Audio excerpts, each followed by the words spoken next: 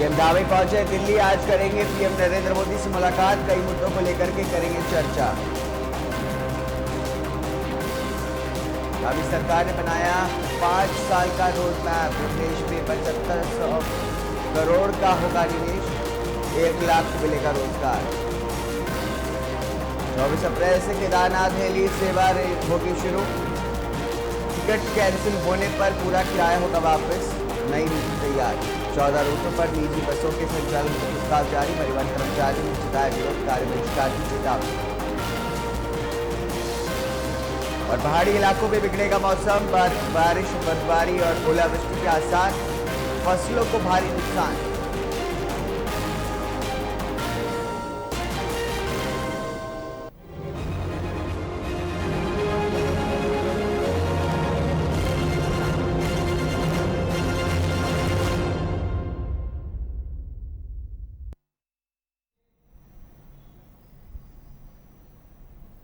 नमस्कार, स्वागत है आपका उत्तराखंड लाइव में। मैं हूं आपके साथ हारिस।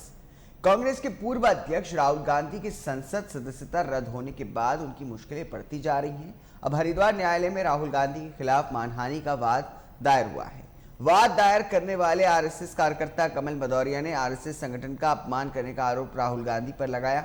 दरअसल राहुल गांधी ने 9 जनवरी 2023 में कुरुक्षेत्र अंबाला में एक बयान में आरएसएस को 21वीं सदी का गौरव बताया था।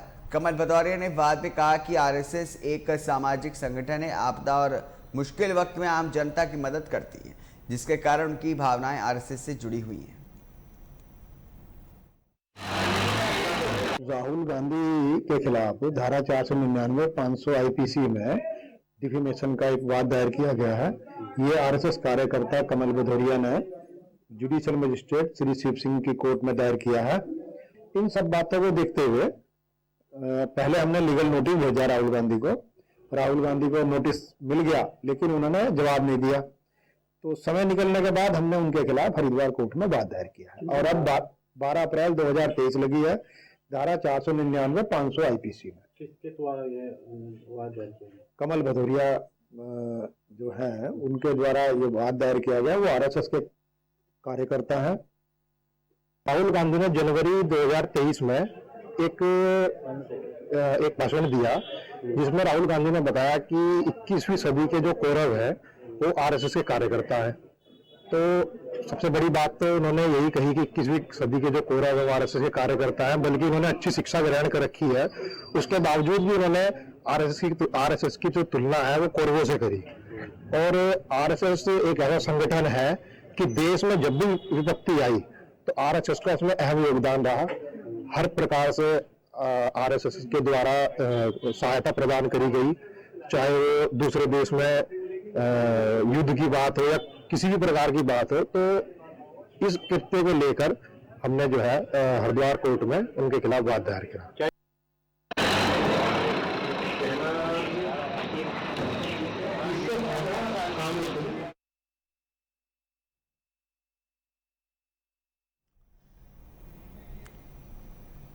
लालकुआं में राष्ट्रीय सेवा योजना शिविर के 5वें दिन दर्जनों छात्र छात्राओं ने जागरूकता रैली निकाली, जिसमें एनएसएस के छात्रों ने ग्रामीण क्षेत्रों में घूम घूम करके स्वच्छता के प्रति जागरूक किया। वहीं जयपुर खीमा ग्राम सभा में ग्राफिक एरा हिल यूनिवर्सिटी के सहयोग से पर्यावरण को लेकर के 1 दर्जन से अधिक स्लोगन बोर्ड सार्वजनिक स्थानों पर लगाए गए, जिसके बाद ग्रीन पार्क में पौधारोपण किया गया।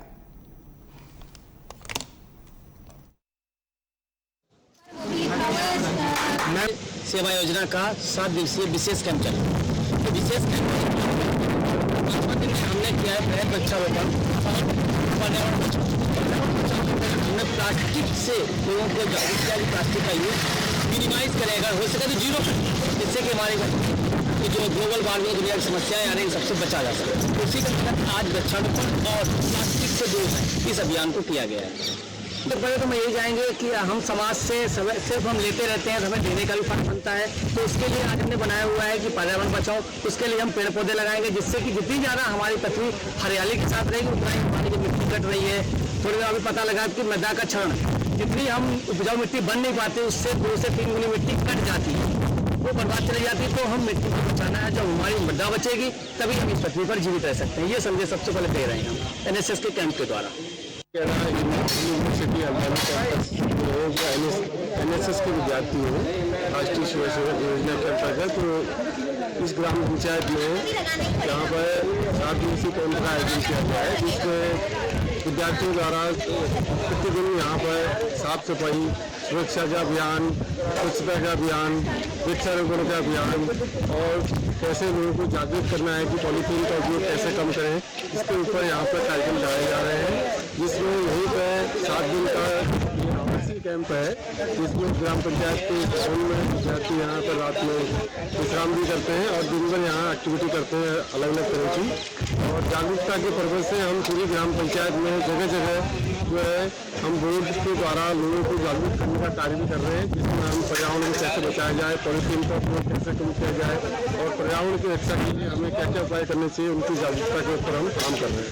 पंचायत में ग्रेजुएट इंस्टीट्यूट के द्वारा NSS का ये 7 दिवसीय प्रोग्राम है और इसमें बच्चे काफ़ी बढ़ चढ़ कर हिस्सा ले रहे हैं। आज 5वां दिन है और 5वें दिन में इन बच्चों ने प्लास्टिक का यूज़ नहीं करने के लिए बोर्ड लगवाए ग्राम पंचायत में, वृक्षारोपण किए पर्यावरण को बचाने के लिए और आज यहाँ सफाई अभियान भी चल रहा है पंचायत घर में।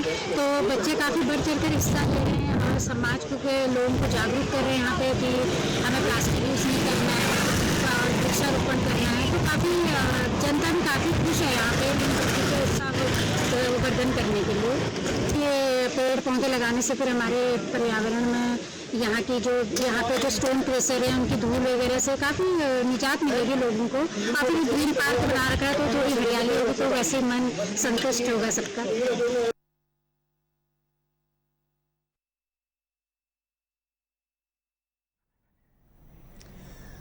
हल्द्वानी पहुंचे केंद्रीय पर्यटन राज्य मंत्री अजय भट्ट ने गौलापार में प्रस्तावित बायोडायवर्सिटी पार्क का स्थलीय निरीक्षण किया और वन विभाग के अधिकारियों से निर्माण संबंधी पूरी जानकारी दी। अधिकारियों ने बताया कि 42 हेक्टेयर भूमि पर बायोडायवर्सिटी पार्क प्रस्तावित है, जिसमें कई जैव विविधताएं की वनस्पतियों के साथ ही पर्यटन को आकर्षक बनाए जाने को लेकर के कार्रवाई गतिमान है। इस दौरान केंद्रीय पर्यटन राज्य मंत्री अजय भट्ट ने कहा कि दूर दराज से आने वाले पर्यटकों के लिए हल्द्वानी में कोई टूरिस्ट डेस्टिनेशन नहीं है, इसलिए सरकार बायोडायवर्सिटी पार्क और उसके बाद जू का निर्माण करेगी, जिससे कि दूर दराज से आने वाले पर्यटकों को हल्द्वानी में एक पर्यटन का डेस्टिनेशन मिलेगा और कई प्रकार की वनस्पतियों और बेहतर टूरिस्ट डेस्टिनेशन में घूम करके आनंद ले सकते हैं। 90 हेक्टेयर जिसमें से लगभग 40 या 42 हेक्टेयर भूमि पर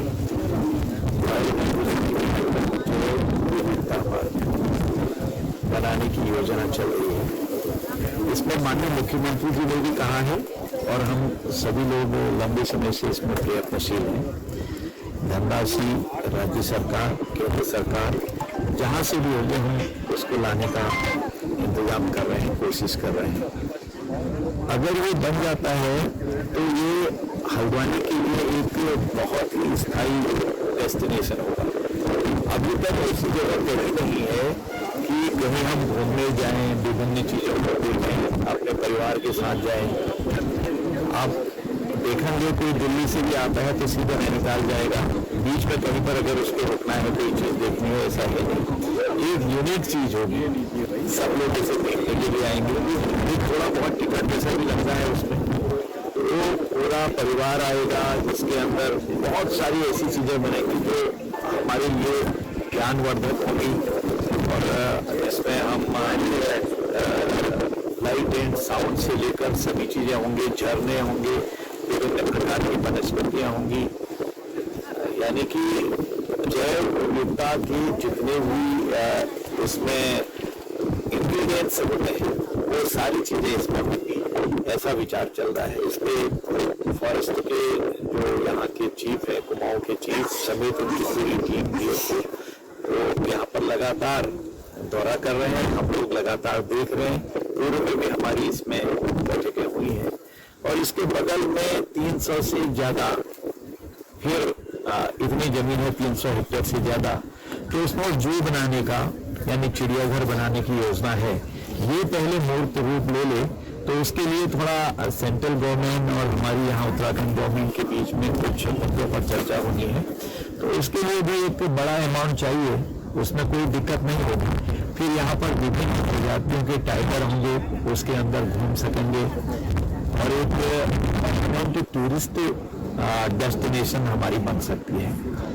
अभी हम लोग ये भी कह रहे हैं कि सस्टेनेबल टूरिज्म होना चाहिए हमारे पास, तो ये पक्का स्थान हो जाएगा, स्थायी स्थान हो जाएगा हमारा जो गवर्नमेंट का अभी प्रपोजल है, जो हमारा पहले से स्वदेश दर्शन 1.0 तो अब 2.0 हो गया है। तो उसको जो हम 2.0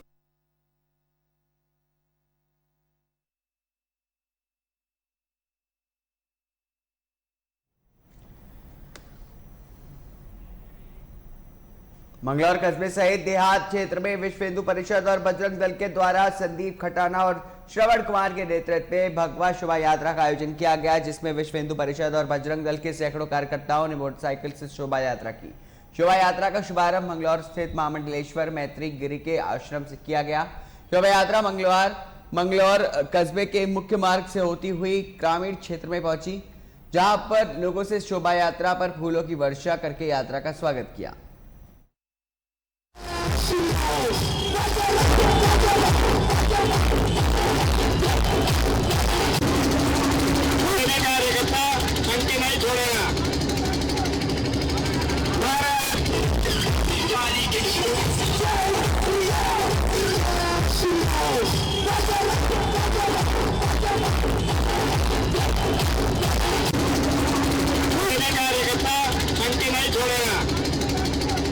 आज मंगलौर प्रखंड में विश्व हिंदू परिषद बजरंग दल के द्वारा हिंदू नववर्ष व हनुमान जयंती के उपलक्ष्य में एक भगवा बाइक रैली का सफल आयोजन किया गया, जिसमें माननीय संगठन मंत्री अजय जी भाई साहब का मार्गदर्शन प्राप्त हुआ।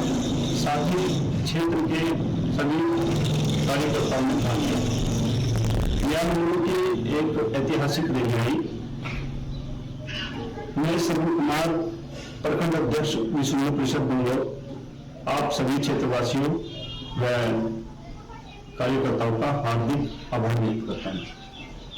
इसका उद्देश्य तो मात्र यही है कि हिंदुत्व में जन जागरण करना और अपने हिंदू नववर्ष के उपलक्ष्य में लोगों को और कार्यकर्ताओं को जागृत करना और उनको शुभकामनाएं प्रेषित करना।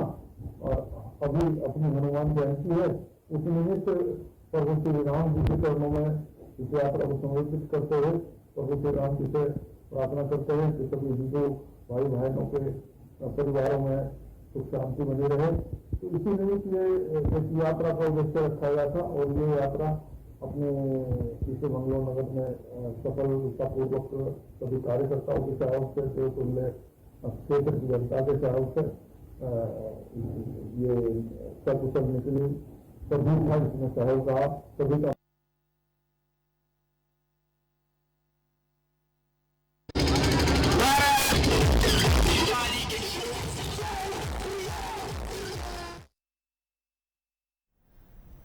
गढ़वाल आयुक्त व चारधाम यात्रा प्रशासन संगठन अध्यक्ष सुशील कुमार ने ISBT ऋषिकेश के निकट नवनिर्मित चारधाम यात्रा ट्रांजिट भवन का निरीक्षण किया। वहीं पर 10 अप्रैल तक व्यवस्थाओं को दुरुस्त किए जाने हेतु निर्देश दिए। गढ़वाल आयुक्त ने कहा कि तीर्थयात्रियों को यात्रा के दौरान ट्रांजिट कैंप में ज्यादा से ज्यादा सुविधाएं उपलब्ध कराई जाएंगी।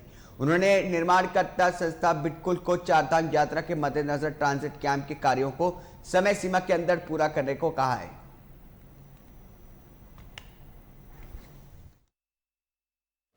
मार्च तक इसका कार्य पूरा होना था, लेकिन कुछ कार्य बढ़ गया है इसमें। जो बाहर पार्किंग एरियाज हैं, बस पेज हैं, इस बाद में बढ़ा है। तो अब हमने टारगेट उनको ये दिया है कि 15 अप्रैल तक इसको पूर्ण कर लें और पूर्ण करके हमें हैंड ओवर करें, ताकि 22 अप्रैल से जो हमारी यात्रा का कार्य है वो इस परिसर से प्रारंभ हो सके। प्रयास यही सर, और क्या बेहतर कर रहे हैं ये यात्रियों के जो ये चारधाम यात्रा है उसका एक तो पंजीकरण की व्यवस्था, जो ऑफलाइन पंजीकरण है, जो लोग बिना ऑनलाइन पंजीकरण के लौट के आ जाते हैं उनके लिए है। उनके प्रतीक्षा के लिए यहाँ पर स्पेसेस बनाए गए हैं। एक डॉर्मेट्री है, इसमें भोजन आदि की व्यवस्था के लिए अंदर रहेगा, टॉयलेट्स रहेंगे, बाहर बसों के लिए पार्किंग रहेगी और छोटी गाड़ियों के लिए पार्किंग रहेगी। इसके अलावा हम प्रयास कर रहे हैं कि यहाँ जो ईवी व्हीकल्स हैं उनका जो चार्जिंग है उसकी व्यवस्था यहाँ पर कर दी जाए और इसके अलावा अन्य जो सुविधाएं हैं वो सभी यहाँ पर बाहरी जो एरिया है उसमें भी यात्रियों को प्रतीक्षा आदि के लिए पानी की, टॉयलेट की सभी व्यवस्थाएं दी। 3 तारीख से ट्रिप का ट्रिप कार्ड और ग्रीन कार्ड परिवहन विभाग द्वारा जारी किए जाने हैं। जो कमर्शियल वाहन है उनके लिए फिलहाल जारी करना है। पहले ये बात कहीं आई थी कि सवारी गाड़ियों के लिए, लेकिन अभी कमर्शियल गाड़ियों के लिए ही ट्रिप कार्ड की व्यवस्था की जा रही है। वो कार्य ARTOs जो हमारे हैं वो हरिद्वार में, ऋषिकेश में वो अपना कार्य प्रारंभ करेंगे।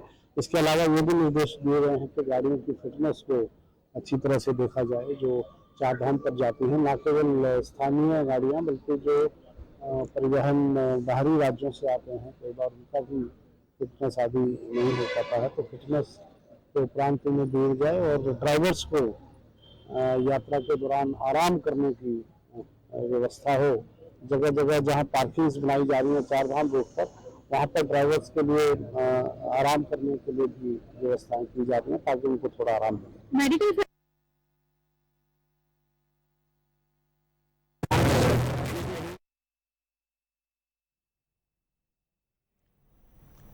लक्सर क्षेत्र के भोगपुर सहित तमाम खनन जोन में अवैध खनन पूर्ण रूप से प्रतिबंधित है, मगर इसके बावजूद भी बिशनपुर कुंडी में लगे स्टोन क्रशर, स्टार पॉली और भोगपुर में स्थित Shiv Ganga stone crusher, Himgange stone crusher, Shri Krishna stone crusher और गणपति स्टोन क्रशर पर अवैध खनन सुचारू है। ये सभी स्टोन क्रशर स्वामी बिना किसी विकास निगम पट्टों के चल रहे हैं, कच्चा माल खरीदने में सफल हैं, जो कि अवैध खनन की श्रेणी में आता है, जिसमें हरिद्वार प्रशासन पर कई सवाल खड़े होते हैं।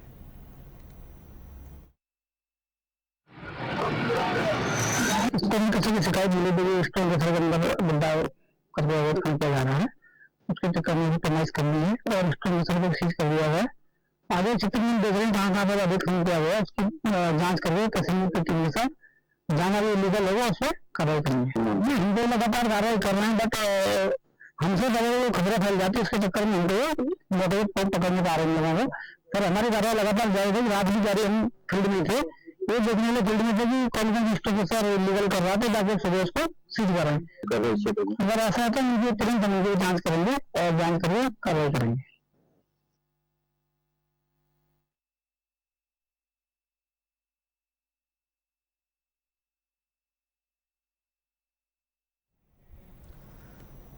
रुड़की में वरिष्ठ समाज सेवी किसान मजदूर संगठन सोसाइटी संस्थापक एडवोकेट महक सिंह सैनी ने कैंप कार्यालय पर प्रेस वार्ता की, जिसमें उन्होंने कहा कि बेमौसम बारिश और ओला से सैकड़ों किसान परेशान हैं। बेमौसम बारिश और ओलों से किसानों को लाखों रुपए का नुकसान हो गया है। उन्होंने कहा कि किसानों की मांग है कि सरकार सर्वे करा करके मुआवजा देना चाहिए, किसानों को मदद की जरूरत है।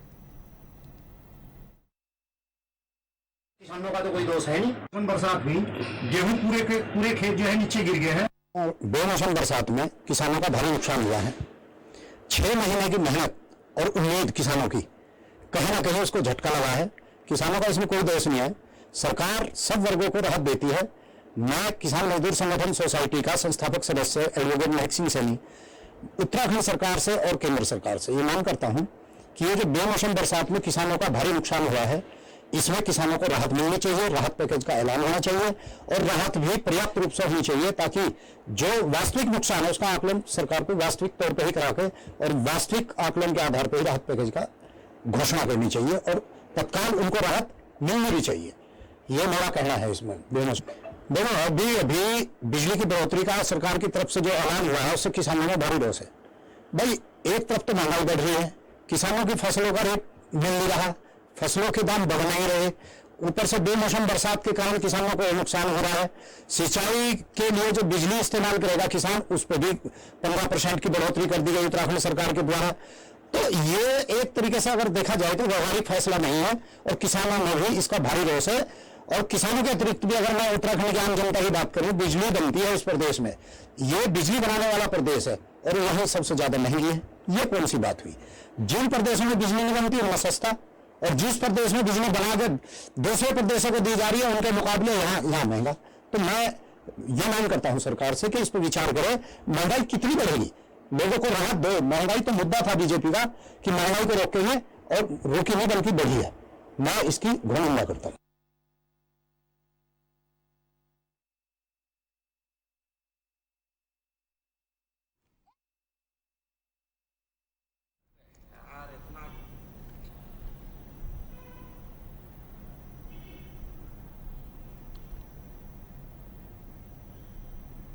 अब लगा भी दो।